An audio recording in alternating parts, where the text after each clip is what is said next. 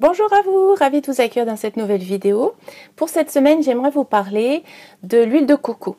Alors, l'huile de coco, je connaissais dans l'alimentation. Ceci dit, j'ai vraiment découvert relativement tard, après avoir été étudiante, quand j'ai commencé à cuisiner par moi-même. J'ai découvert des recettes avec l'huile de coco.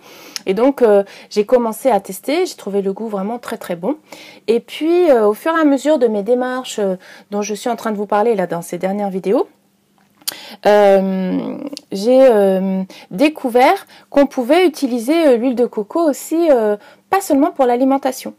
Et du coup, ça m'a rendue vraiment curieuse et j'ai testé en particulier le fait d'utiliser, dans une recette, d'utiliser l'huile de coco pour faire du déo.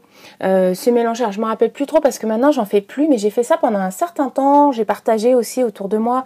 Je trouvais que c'était hyper efficace, ça sentait bon et en plus j'ai découvert aussi que le gros avantage c'est que l'huile de coco ça tâche pas. Ou alors faut vraiment mettre vraiment beaucoup, mais honnêtement si on en fait couler sur un vêtement, et donc là en l'occurrence sous format de déo, en fait au lavage ça s'en va, on n'a pas du tout d'auréole ou de reste d'huile, donc ça c'est un super avantage pour cette huile. Et puis ensuite j'avais découvert par le biais de différentes lectures que on pouvait aussi alors il y avait tout un thème sur je crois que c'est le régime cétogène, en tout cas une alimentation où on éliminait pas mal de choses et où on privilégiait justement l'huile de coco ou les huiles. Et alors bon, je ne me suis pas du tout lancée dans ce régime-là, mais par contre, ça m'a donné l'idée de l'utiliser d'une façon un peu différente dans l'alimentation. Et à l'époque, j'étais à la montagne et j'avais trouvé Alors, est-ce que c'est moi qui ai mis ça en place pour goûter? Peut-être. En tout cas, je faisais de l'eau chaude, je mettais du cacao 100%, donc du cacao en poudre, que je mettais avec donc de l'eau chaude et une cuillère à café d'huile de coco que je laissais fondre. Et honnêtement, alors c'est vrai qu'en plus à la montagne, vu que l'hiver il faisait froid et tout, j'ai trouvé ça hyper réconfortant. Et d'ailleurs, je trouve que pour moi, l'huile de coco, c'est vraiment le qualificatif que je pourrais lui donner. Je trouve que c'est une huile qui est hyper réconfortante, quel que soit l'utilisation que j'en fais. Je la trouve tellement, il y a quelque chose chez elle qui fait que quand je la touche, et en fait ça m'apaise. Et toujours dans des lectures, j'ai découvert que on pouvait utiliser l'huile de coco aussi pour les soins intimes.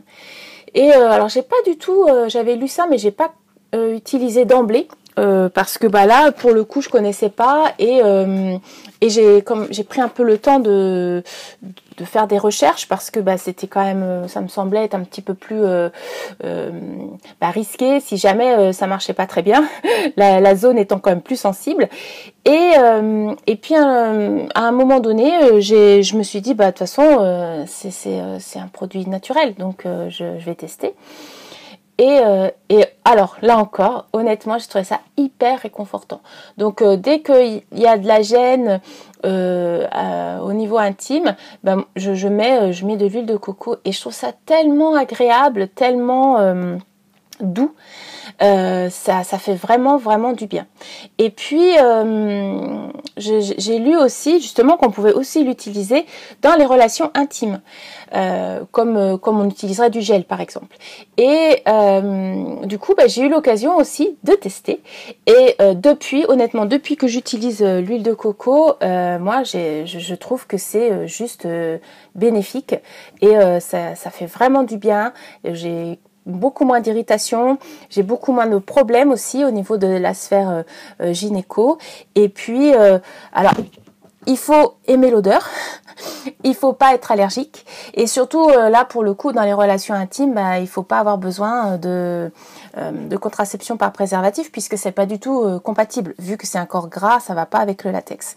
Mais si jamais on est dans un contexte où on est avec un partenaire régulier et que du coup on n'a pas besoin de contraception avec un préservatif, c'est vraiment C'est vraiment une aide très importante et voilà, moi déjà comme de base ça m'apaise, ça aide beaucoup à être encore plus détendue pendant ce moment-là. Donc voilà, j'avais envie de faire une petite capsule sur ce sujet-là parce que de l'huile de coco c'est facile de s'en procurer et honnêtement on peut s'en servir à plein de niveaux et pas seulement pour l'alimentation. Donc voilà, écoutez, faites vos tests si ça vous tente et puis n'hésitez pas à venir partager les résultats ou si vous testez déjà et que vous utilisez déjà, je serais curieuse d'avoir votre retour d'expérience. Je vous remercie pour votre attention et je vous dis à la semaine prochaine pour un nouveau sujet. À bientôt!